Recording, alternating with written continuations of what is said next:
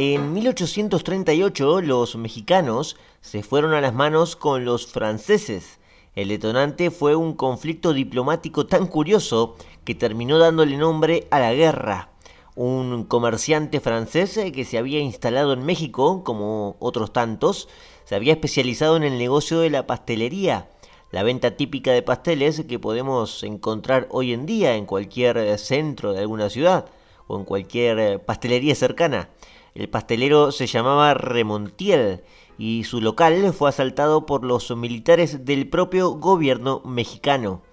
Remontiel hizo la denuncia a la embajada francesa en el año 1832, pero recién 6 años después, el rey francés Luis Felipe de Orleans decidió tomar cartas en el asunto.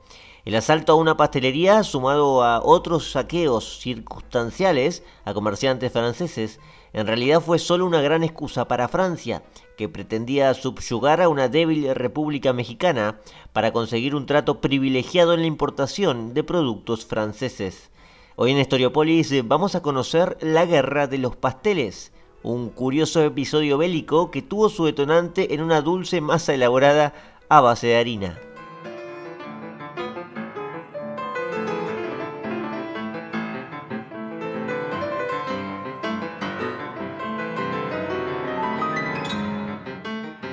Si disfrutás de Historiopolis, no te olvides de que podés ser parte de los miembros exclusivos del canal. Hay videos exclusivos, de hecho, para quienes forman parte de dicho club. Y además tienen la posibilidad de ayudar a Historiopolis para que este podcast siga existiendo, para que se expanda y para que podamos llegar a mucha más gente. Pueden pedir sus propios capítulos a la carta, aparecer en los episodios de Historiopolis y por supuesto dejar sus opiniones de historia, que para nosotros también es muy relevante. Los invito entonces a que formen parte de este club. Dejo el enlace en la descripción.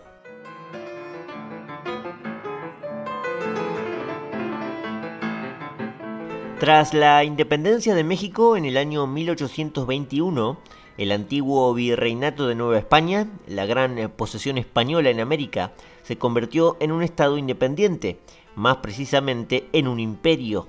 Los mexicanos de aquel momento, los novohispanos, eligieron a un militar local, un tipo llamado Agustín de Iturbide, y lo proclamaron emperador como Agustín I. Es decir, el antiguo virreinato de Nueva España, que tenía una extensión enorme de casi 5 millones de kilómetros cuadrados, que iba desde el actual estado de Oregón hasta el actual país de Panamá, se convirtió de la noche a la mañana en un imperio, en el Imperio Mexicano. Sin embargo, este proyecto no anduvo del todo bien.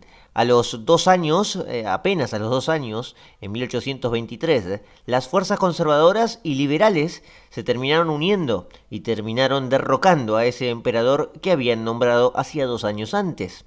Lo hicieron a la cabeza de otro militar llamado Antonio López de Santa Anna. Derrocaron a este efímero imperio, a este efímero emperador, mejor dicho, y fundaron una república, la primera república mexicana, en 1823. Un año después, en 1824, al ex emperador Iturbide, lo terminaron ejecutando, porque obvio todo tenía que ser parecido a la Revolución Francesa, y así que lo ejecutaron, no lo decapitaron, eso sí, lo ejecutaron de un disparo. Toda esta historia está mejor contada en un capítulo que grabé hace ya tiempo sobre el nacimiento de México, lo pueden encontrar ahí en la lista de YouTube. La nueva República Mexicana, que tuvo como líder militar precisamente a este hombre, a Antonio López de Santa Anna, enfrentó graves problemas desde el primer día. Inmediatamente tras la extinción de ese efímero imperio, la República Mexicana sufrió la secesión del sur de su propio territorio. La República continuaba teniendo de la noche a la mañana el extensísimo territorio de casi 5 millones de kilómetros cuadrados del imperio, y como consecuencia del virreinato de Nueva España. Pero ahora la cosa no podía continuar de la misma manera, así que sufrió la primera secesión, la del sur, que vino a ser una república nueva que se fundaba en ese momento, que fue la República de Centroamérica. pasaron a ser las Provincias Unidas de Centroamérica, para ser, para ser exactos. Esto era una nueva entidad política que vino a desafiar de entrada ya a la naciente República Mexicana.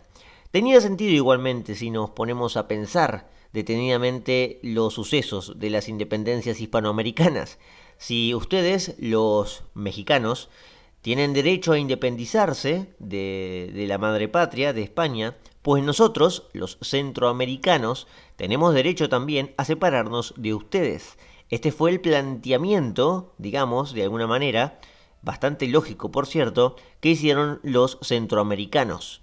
Las antiguas capitanías generales o intendencias que integraban el virreinato de Nueva España, que lo hacían por cierto con gran autonomía, ahora sentían la potestad de dirigir ya su propio destino de forma autónoma. Ojo, esta especie de federación tampoco duró mucho, ya que de aquí nacieron otros países, los de Centroamérica actual, de hecho. Estos fueron Guatemala, y hoy son, por cierto, son 5. Guatemala, El Salvador, Honduras, Nicaragua y Costa Rica. Pero bueno, este fue el primer gran desprendimiento de territorio que azotó a México. Y eso fue solo el principio. La inestabilidad política y la falta de autoridad interna marcó la regla de la República durante los siguientes años. Entre el año 1829 y 1835, en 6 años, el país tuvo 11 presidentes. En un periodo fueron directamente 3 los presidentes, un triunvirato que duró muy poco, marcando también esa inestabilidad. Hay un jefe de Estado que de hecho solo duró 2 meses, en 1832, se llamaba Melchor Musquiz. Algunos de los personajes más importantes de ese periodo inestable fueron Atanasio Bustamante y Vicente Guerrero. Este último fue un férreo independentista republicano liberal desde un principio, desde el Grito de Dolores, y participó, Vicente Guerrero, en la caída del imperio en 1823.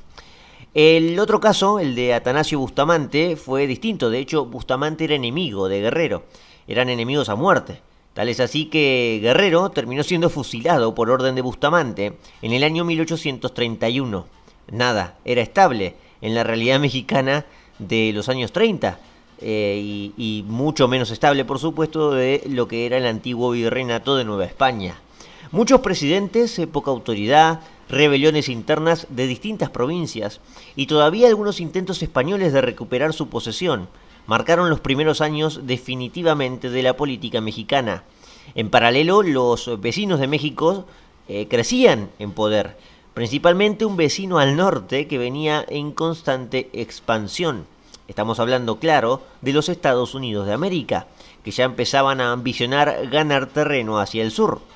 Pero antes de que Estados Unidos interviniera en México, el golpe más crudo llegó en el año 1835, con la rebelión de Texas.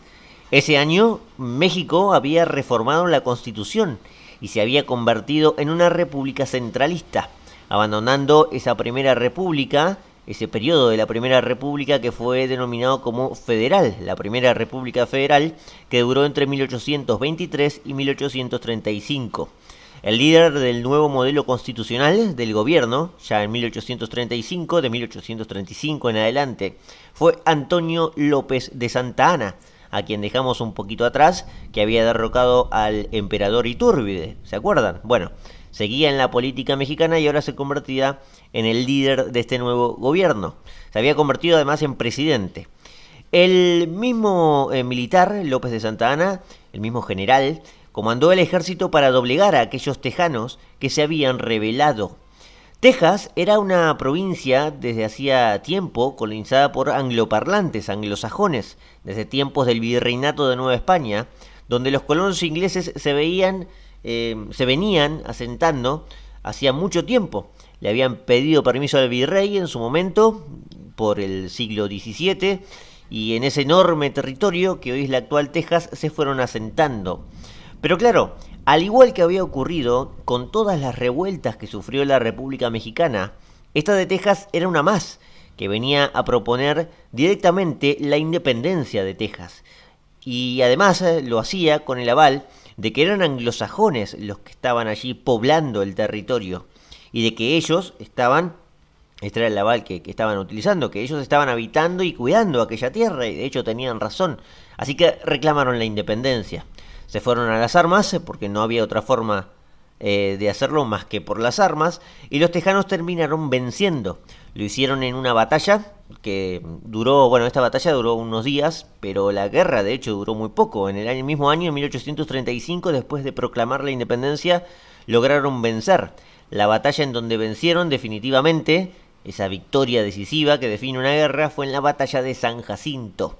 Especialmente porque en aquella batalla lograron capturar al propio presidente, sí, a Santa Anna, quien debió firmar en prisión, porque fue apresado, debió firmar la aceptación de una nueva escisión, de una nueva secesión interna que sufría México, dando origen de esta forma a la República de Texas.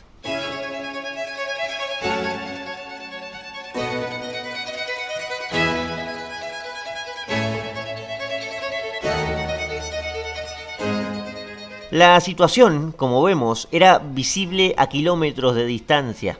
Desde la independencia, México era un caos constante, que no podía mantener en orden sus extensos territorios, que de hecho los fue perdiendo poco a poco.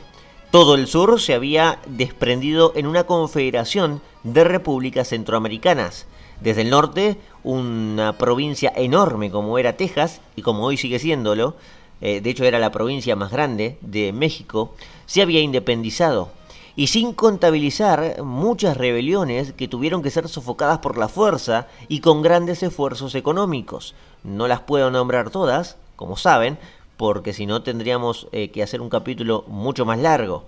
Bueno, en todo ese contexto aparece Francia, y aquí entra Francia, obviamente, porque se preguntarán, ¿esto no era una guerra de franceses contra mexicanos? Bueno, quería explicar primero el contexto de México para entender cómo se mete Francia. Ahora vamos con Francia, que en este momento era un observador de lujo.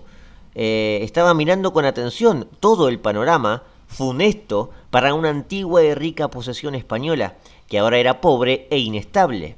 Desde Francia entendieron básicamente que podían sacar beneficios de un lugar muy rico, como ahora era la República Mexicana.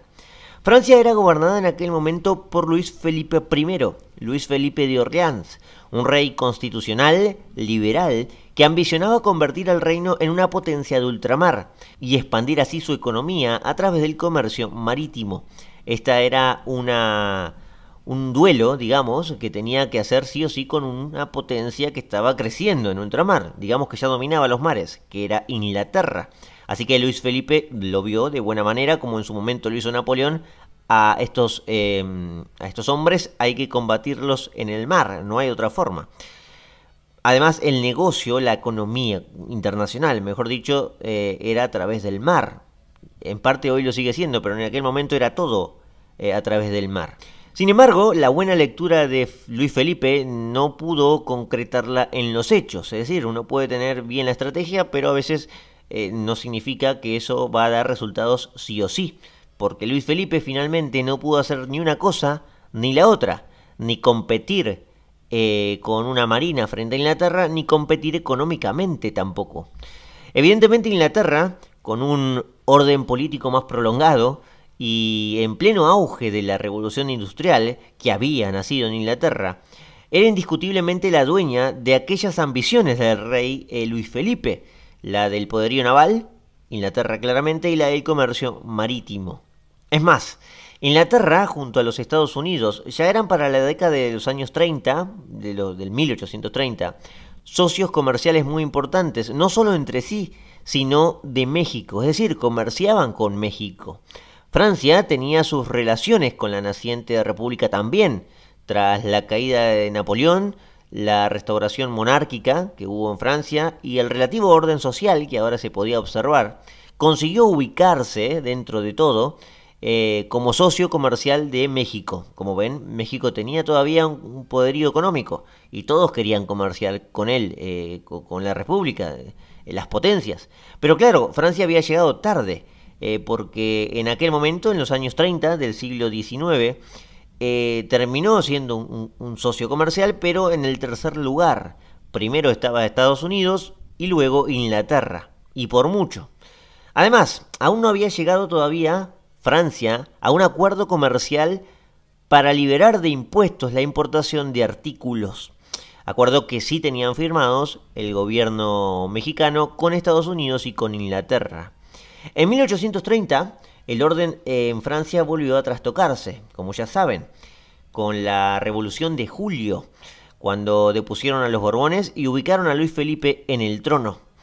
La Revolución de Julio, que comenzó con unas barricadas en París, le dio nombre, le dio apodo a Luis Felipe, que es conocido como el rey de las barricadas. La historia de esta revolución y de ese apodo que se terminó quedando Luis Felipe tiene un capítulo especial en Historiópolis. Es un capítulo que se llama así, El Rey de las Barricadas.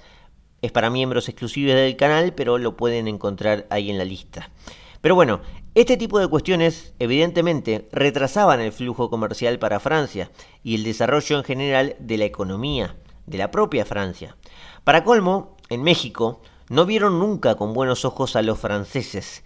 Y en cada revuelta interna, que como vimos se desataban y seguido en México, se producían saqueos y asaltos a la propiedad privada.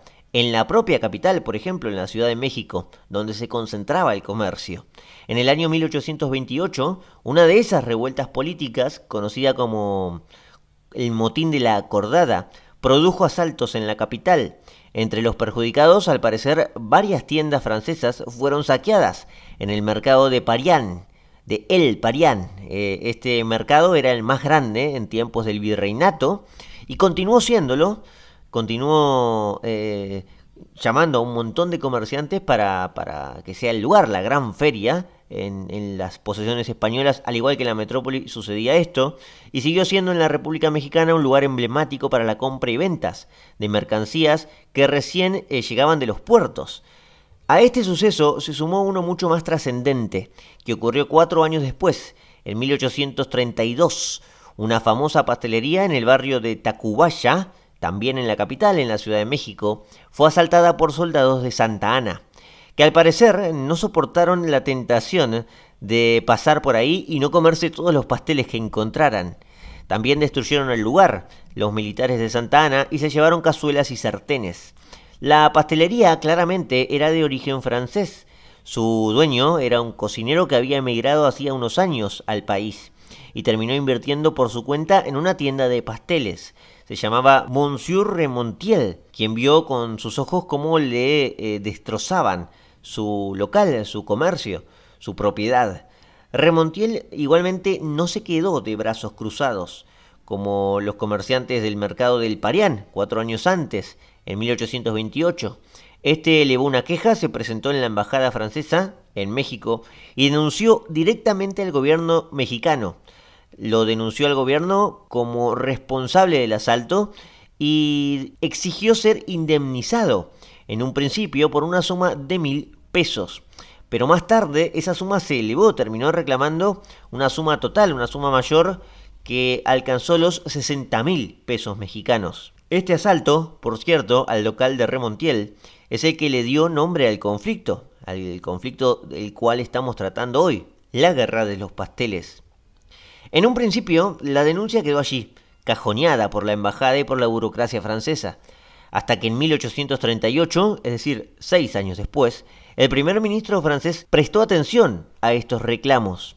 El de Remontiel es un reclamo al que la historia conservó con nombre y apellido, pero un año antes, en 1837, un comerciante francés fue juzgado con pena de muerte por piratería. Al parecer traficaba mercancías sin permiso del gobierno. Esto también pudo haber sido un detonante más, y teniendo en cuenta también que México, el gobierno mexicano, no había levantado los derechos de importación a los productos franceses. Francia entonces tenía esta recopilación de excusas para meterse en un conflicto. Hizo un reclamo formal enviando un ultimátum amenazante al gobierno mexicano. Le exigió al gobierno mexicano el pago de 600,000 pesos mexicanos por daños y perjuicios. Aquello era una suma enorme para México. En total significaban 3 millones de francos. El presidente mexicano en aquel momento era Atanasio Bustamante, a quien dejamos también un poquito atrás, aquel que había mandado ejecutar a Vicente Guerrero. Bustamante se negó por completo a pagar esa cifra exorbitante, probablemente porque no pensaba que Francia se lo tomaría muy en serio, y probablemente también porque las arcas públicas no estaban precisamente preparadas para efectuar semejante pago, semejante suma. No había esa plata, por lo menos en un principio, para hacer ese pago. Acto seguido, el rey de Francia, Luis Felipe, parece ser que esta vez sí se lo tomó en serio, y viendo la debilidad del país, donde todos sus vecinos sacaban provecho, ordenó el envío de una flota para bloquear los puertos mexicanos.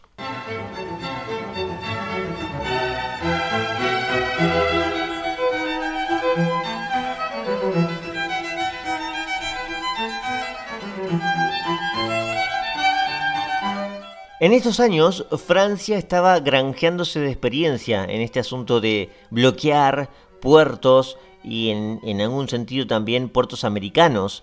En aquel año 1838 los franceses habían planeado una estrategia similar al sur. Habían bloqueado los puertos del Río de la Plata, con el objetivo de apoyar a los uruguayos en su guerra contra Buenos Aires. Los franceses tenían la obsesión de sacar del poder en aquel momento a Juan Manuel de Rosas, el caudillo que gobernaba la Confederación Argentina, un caudillo bonaerense.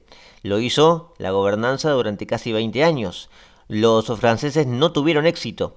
Debieron retirarse en un principio y recién volvieron de hecho en 1845, esta vez acompañados de Inglaterra. Toda esta historia se encuadra en la Guerra del Paraná, en la que Rosas logró resistir con mano de hierro estas invasiones extranjeras, de la cual tenemos un capítulo que grabé el año pasado. Se llama así, la Guerra del Paraná. La flota francesa, después de no poder con Rosas en 1838, por lo menos en un principio, decidió también apostar por una estrategia similar en el norte, en México. Decidió fondear sus fuerzas en los puertos de Veracruz. Lo hizo en abril de 1838. En dicha flota estaba el diplomático francés encargado de las negociaciones con México, el barón Antoine Louis de Foudis, quien a principios de año había abandonado el país por el rechazo del presidente de Bustamante, a principios de 1838. El ultimátum que había enviado el diplomático francés venció exactamente el 16 de abril, e inmediatamente las fuerzas navales francesas bloquearon los principales puertos del Golfo de México e incautaron las naves. Pesquisaron todo y se quedaron con todos los barcos, la flota mercante mexicana, digámoslo de esa forma, porque también la flota mexicana era muy débil. Si México ya tenía problemas económicos, el bloqueo ahora no solo generaba un malestar interno, sino que dañaba directamente los ingresos fiscales del gobierno. De Foudis, el diplomático francés, amenazó entonces directamente con invadir el país. Pero lo cierto es que solo contaba con 10 barcos de guerra. En principio, Luis Felipe había enviado estos 10 barcos de guerra, bien armados, con mucha experiencia, pero no mucho más. El bloqueo se terminó extendiendo durante casi 8 meses. Bustamante decidió resistir, no daba el brazo a torcer. Caprichoso el mexicano, no se quería dejar vencer por los franceses. Finalmente, desde Francia tuvieron que pasar al siguiente nivel. Evidentemente, México ya se estaba desangrando económicamente, pero entendieron que aquello no podía durar mucho. Tampoco había provisiones suficientes para que la flota francesa, aunque no era mucha, pudiera resistir en aquella zona. El rey entonces, Luis Felipe, ordenó el embarque de otros 20 navíos. Le otorgó vía libre al contraalmirante que se encargaría de ya invadir México. Charles Baudin, un veterano de las guerras napoleónicas, fue quien se encargó de este asunto en México. La presencia de una mayor flota ahora sí hizo recular a Bustamante, entró en razón, digámoslo de esta manera. Envió a su ministro de Relaciones Exteriores, para negociar directamente con Baudin, no con de Foudis. Fíjense esta cuestión, con el contraalmirante que estaba dispuesto a invadir México. La oferta de Baudin y de Francia en general, digamos como representante del Reino de Francia, fue la siguiente. México debería pagar a Francia en el término de 30 días ya no 600.000 pesos, sino 800.000, que se aplicarían del modo siguiente: 600.000 para la liquidación general de los daños sufridos por los franceses y por resistir al bloqueo, y 200.000 como indemnización de los gastos de la flota francesa, anclada en la costa mexicana, como dije, durante 8 meses. Como lo mencioné, esto le hacía perder recursos económicos a Francia en definitiva. Las demandas, como sabrán, o como pueden prever ya en este capítulo, no fueron aceptadas por Bustamante, por lo que la flota francesa comenzó la invasión a la República Mexicana.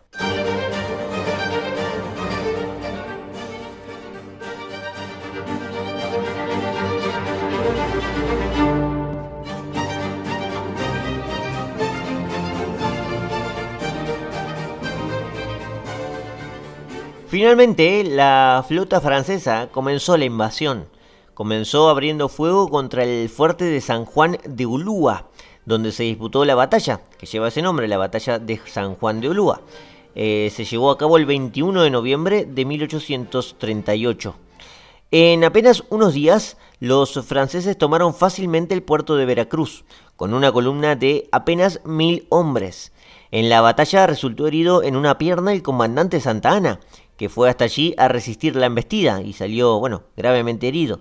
A raíz de este problema, de que el líder del gobierno mexicano saliera herido, debieron amputarle la pierna a Santa Anna, lo que lo terminó marcando de por vida, teniendo que utilizar una prótesis de madera. Pero simbólicamente esto representaba un problema. El propio López de Santa Anna tuvo que, retroceder. El contraalmirante Baudin avanzó de forma inapelable con su artillería, principalmente la gran fuerza de los franceses, la artillería, y pretendía apresar a Santa Anna, tal como lo habían hecho los tejanos, que habían terminado el conflicto de forma muy rápida con su apresamiento. Esto fue en 1835, hacía poco, hacía apenas 3 años. El derrotero de Santa Anna venía muy mal, así que digamos que esta vez aprendió y dispuso la evacuación del puerto hacia el interior. No vaya a ser cosa que, le ocurriera lo mismo, como fue en la batalla de San Jacinto. Por cierto, los tejanos estaban jugando un papel, además, en este conflicto, en este episodio. Un papel clave, si hay que decirlo y analizarlo de alguna manera, estaban jugando un papel clave en la guerra a favor de los franceses. Porque para ratificar el bloqueo de los puertos, los tejanos impedían, por parte propia, el comercio de contrabandistas mexicanos, lo que México había, castigado a los franceses por piratería, por ser contrabandistas. Ahora los mexicanos lo estaban sufriendo. Ellos eran los contrabandistas que salteaban los bloqueos franceses, y los tejanos ajusticiaban este tipo de conductas. Así que la situación era muy compleja para México. La batalla de San Juan de Ulúa fue la única, fue el gran enfrentamiento. Santa Anna se dio cuenta muy rápido que no podía hacerle frente a los franceses. Pero sin embargo, México todavía tenía una carta para jugar, para demostrarle que no se iba a rendir tan fácil y que, en definitiva, la geografía de México complicaba en algunos o varios aspectos a las estrategias francesas. Es decir, los franceses, la realidad es que no podían adentrarse de lleno al interior. El territorio mexicano seguía siendo enorme, por lo que no les quedó otra que continuar con el bloqueo durante 1839, a pesar de tener el control del puerto de Veracruz. Lo que terminó destrabando el conflicto terminó siendo el propio daño que el bloqueo estaba causando ya no al gobierno de México, que estaba vacío en sus arcas. Los mexicanos estaban viendo que la escasez de productos estaba menguando muchísimo. No de Francia precisamente, sino de sus principales socios comerciales, que mencionamos en este capítulo. Productos que venían de Estados Unidos o de Inglaterra habían llegado durante muchos años seguidos a México. Esto permitía un comercio fluido y el abastecimiento de bienes. A partir de los bloqueos, esto complicaba la cuestión para México. Ingleses y estadounidenses también se vieron perjudicados. Como dijimos, eran los principales socios comerciales con la República Mexicana. Además, ambos países tenían acuerdos favorables, muy favorables, con México. Quiero decir, Inglaterra y Estados Unidos. Así que este bloqueo de más de un año estaba mermando los ingresos, no solo de México, sino también del Reino Unido. y de Estados Unidos. Pero bueno, el Reino Unido tenía un papel más importante que jugar. Fue entonces que desde Londres levantaron el teléfono, o el telégrafo, mejor dicho, para buscar una solución lo más rápida posible. Enviaron una flota desde las Indias Occidentales a decirle a Francia básicamente que su intervención le estaba generando varios dolores de cabeza, problemas innecesarios a la corona. El mediador fue un diputado de la Cámara de los Comunes llamado Richard Pakenham, quien consiguió reunir a una misma mesa, logró sentar en una mesa de diálogo a los representantes mexicanos por un lado y franceses por el otro. Pero sumó del lado mexicano a un político ya retirado de la República, un político prestigioso de larga data llamado Guadalupe Victoria. Este fue uno de los padres de la patria, que además fue el primer presidente tras la caída del imperio en 1823, cuando Santa Anna dio el golpe. ¿Se acuerdan? Bueno, Victoria fue el primer presidente. Igualmente todos son recordados en México como padres de la patria mexicana. No sé cómo será el tema de a quien recordarán más o menos. Pero bueno, Victoria es un padre de la patria seguro. Uno de esos padres de la patria. El contraalmirante Baudin terminó cediendo ante la mediación inglesa, más que nada de la mediación inglesa, y accedió a retirar la flota invasora, terminar con el bloqueo, desistir ya de la indemnización por aquel movimiento naval extenso y agotador que estaba, digamos, gastando muchos recursos de la corona, del Reino de Francia. Así que el acuerdo privilegiado que querían no se pudo dar, el acuerdo privilegiado para el comercio con los franceses. Lo que sí mantuvo en pie Francia, o Baudin y Francia en general, fue el reclamo de indemnización. Aquella suma, ya no de 800.000, sino de 600.000 pesos mexicanos, por la denuncia de los propios comerciantes franceses, entre ellos la del pastelero Romentiel. Básicamente, Baudin les dijo: yo retiro, está bien, en mi flota, asumo el costo, pero no puedo dejar que hayan avasallado la propiedad privada de mis compatriotas. Y uno de ellos era Romentiel, que terminó teniendo una influencia muchísimo mayor a la que se esperaba. México finalmente terminó aceptando pagar aquella suma, a pesar de que era imposible que lo paguen en corto plazo, y bueno, que era muchísimo. No era finalmente el costo que le habían efectuado, que le habían hecho sufrir al pastelero Romentiel, era muchísimo más.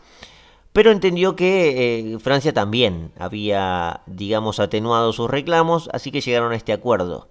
Lograron además sacarse de encima un bloqueo destructivo a la economía. Además, el gobierno estaba sufriendo en aquellos momentos, a fines de 1839, en el año 1839, una nueva secesión, un nuevo intento de secesión interno. En el sur estaba sufriendo algunos levantamientos en la provincia de Chiapas, para ser exacto. Pero no solo ese era el problema. En el norte también, en la provincia de Sonora, había levantamientos. Así que lo mejor para Guadalupe Victoria fue decidir cerrar este acuerdo aquí, que los franceses se vayan, un problema menos. Siempre es mejor tener menos problemas que más problemas. Así que Victoria decidió en buen sentido, en sentido común. Fue lo que decidió Victoria. Así que el Tratado de Paz, entonces, que fue firmado en el mismo puerto de Veracruz, terminó con el conflicto. Se firmó exactamente el 9 de marzo de 1839. Como ven, el conflicto duró un año y algunos meses. Francia al final no había conseguido sus objetivos comerciales y siguió sacando poco rédito económico de México. Y para México, para la naciente endeudada y conflictiva república, la deuda dejaba en quiebra ya definitivamente el gobierno. Por eso digo endeudada. La República nunca pudo pagar la indemnización por completo, curiosamente. Más aún cuando en la década siguiente, ya en los años 1840, entró a jugar en el tablero americano un país que venía picando en punta, Estados Unidos. Estados Unidos estaba mirando esto desde hacía mucho tiempo. Simpatizó muchísimo en su momento con la rebelión de Texas, a quien unió como un estado más en los Estados Unidos, y se aprovechó directamente de la debilidad de la República Mexicana. Entró en guerra entonces, desde ese momento, en la guerra mexicano-estadounidense, en lo que fue prácticamente un paseo militar a favor de los Estados Unidos, claramente. Le extirparon a los mexicanos el 55% de su territorio. Una guerra que hoy en día en México se sigue recordando, obviamente, con bastante angustia, con bastante impotencia, diría yo. Eso por el lado mexicano. Pero los franceses al final tampoco habían salido muy, digamos, contentos de las costas mexicanas.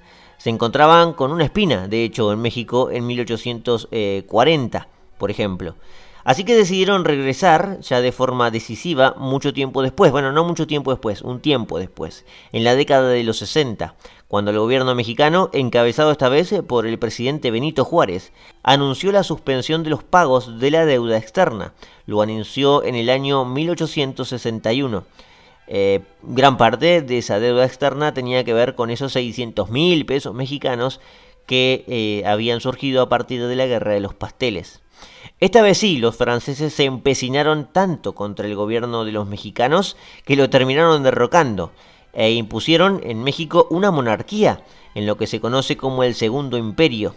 Para ese entonces, evidentemente, el pretexto de los pasteles de 1838 ya había quedado en el pasado.